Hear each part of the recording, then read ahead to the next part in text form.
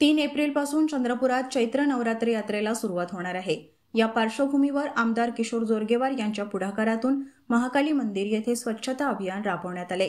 या मोहिमेत चंद्रपूर शहर महानगरपालिका, भारतीय जनता पक्ष, श्री महाकाली माता महोत्सव समिती, महाकाली मंदिर ट्रस्ट आणि महाकाली भक्त यांनी संयुक्त सहभाग घेतला। महाकाली मंदिर परिसरात चैत्र नवरात्रोत्सवाच्या स्वागतासाठी ही स्वच्छता मोहीम राबवण्यात आली।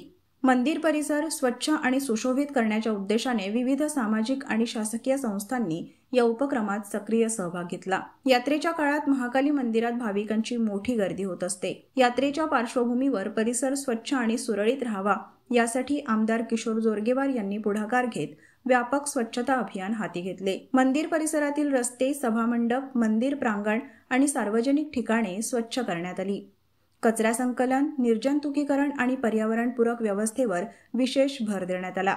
यात्रेच्या काळात भाविकांना कोणत्याही प्रकारच्या अस्वच्छतेचा त्रास होऊ नये यासाठी विशेष स्वच्छता पथक तैनात करण्याच्या सूचना यावेळी आमदार किशोर जोरगेवार यांनी दिल्या।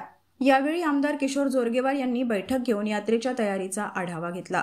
त्यांनी महाकाली मंदिर परिसरातील स्वच्छता, भाविकांसाठी असलेल्या सुविधा आणि गर्दी नियंत्रणासाठी आवश्यक उपाययोजनांबाबत चर्चा केली।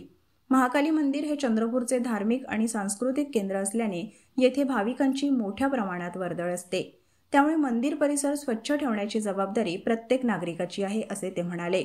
महाकाली यात्रेच्या यशस्वी आयोजनासाठी आमदार किशोर जोरगेवार सातत्याने पाठपुरावा करत आहेत।